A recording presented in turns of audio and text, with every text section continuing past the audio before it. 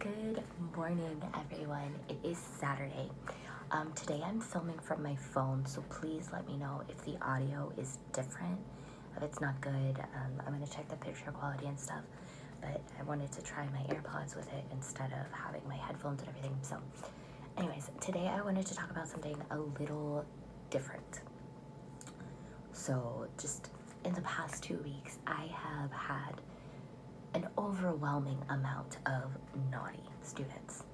And I say naughty with quotes because this is not a word that I use, this is a word that these parents have used. I can tell a naughty student from a student who needs to learn a different way. So, let's talk about that.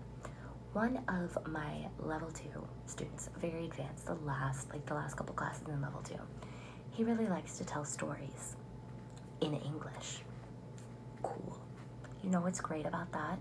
He's learning to express himself in English. That's something that we don't cover until like the end of level 3, answering open-ended questions, answering questions about your personality, the things you like, the things you don't like, fully expressing yourself in English.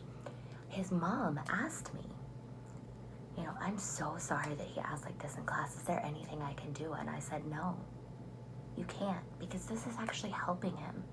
If you have a student who's going off topic and talking to you in English about something, describing something they like, telling you a funny story, telling you if it's a boy, it's probably going to be a violent story, let them talk.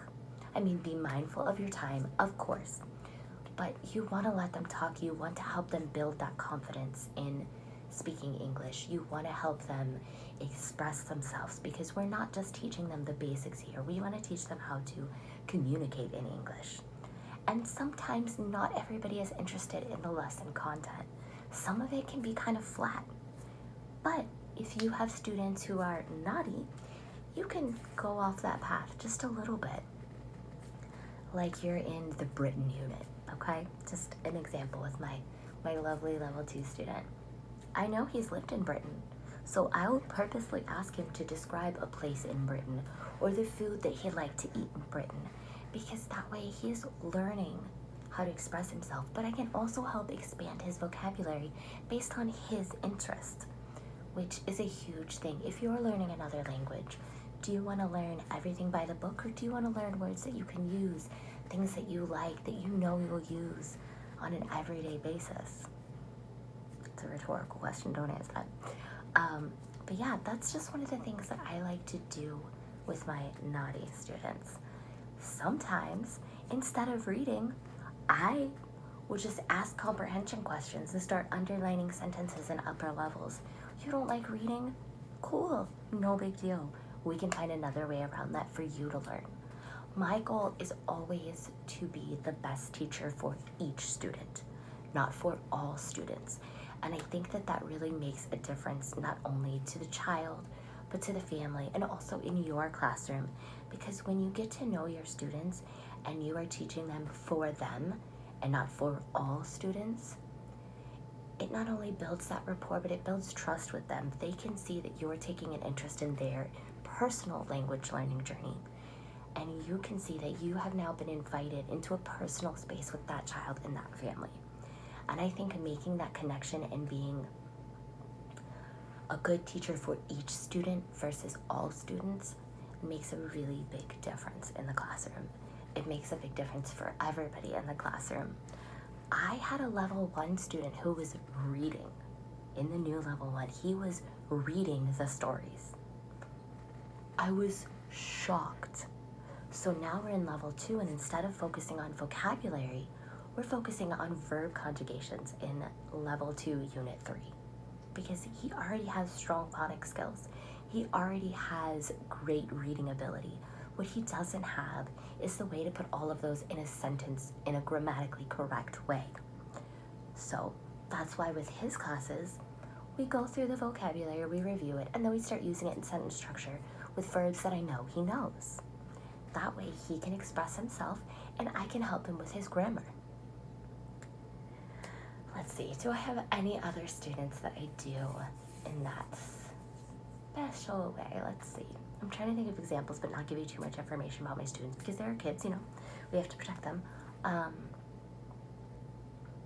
Oh, yes. I also have a level 3 girl. She is, I think, Unit 10, the Chinese and American culture. She is giving a speech to her entire school about the Dragon Boat Festival. She already knows everything in this unit, so what can I do to help her learn this unit better? I ask her what her favorite things to do for the festivals are. I ask her, do you celebrate Halloween? Do you celebrate Christmas? What does your family do? Then we'll talk about what my family does.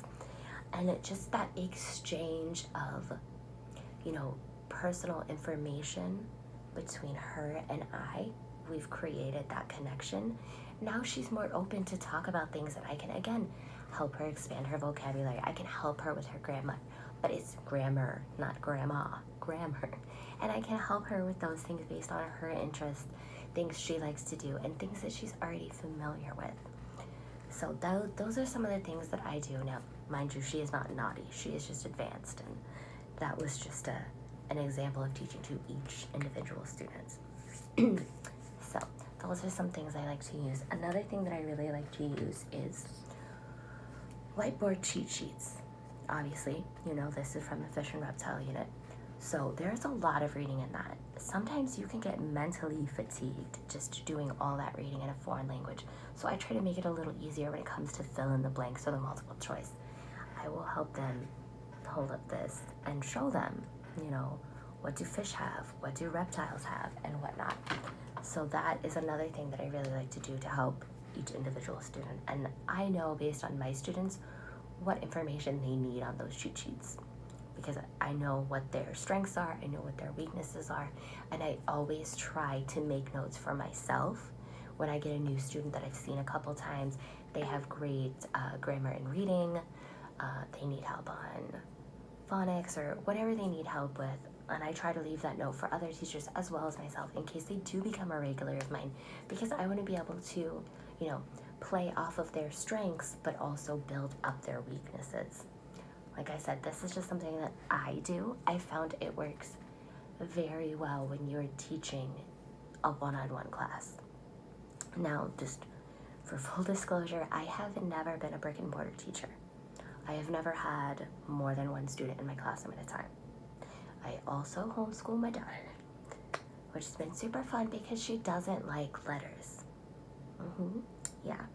So now we have to find a fun way to do letters with her, because she is a different student from all my other students, so I have to take the same approach as a homeschool teacher. I cannot say that this is going to be the same in a brick and mortar classroom, so don't take the advice for that. This is just simply for online teaching. Yeah, so that's how I like to handle that. Yeah, this is a short video. Thank you guys for watching. If you have any questions, if you need any tips, need any ideas on how to build on student interactions, how to help a student who's maybe struggling in one area but excels in another, like not so great at reading but off the charts in math, you can find me on Facebook, you can message me on Instagram, you can find me on here, leave a comment. I'm here to help you guys. I know it's been a while since I uploaded a video, but I wanted to put this out there because this is something that I've been dealing with in the past couple weeks a lot. So I haven't had a lot of time to do videos because I've been trying to modify some of my teaching styles for some of my newer regular students. So thank you for watching this, guys. I hope everybody has a great weekend. And Dragon Boat Festival is coming up soon, so don't forget that. Also, don't worry about your cancellations. Children are preparing for their final exams right now.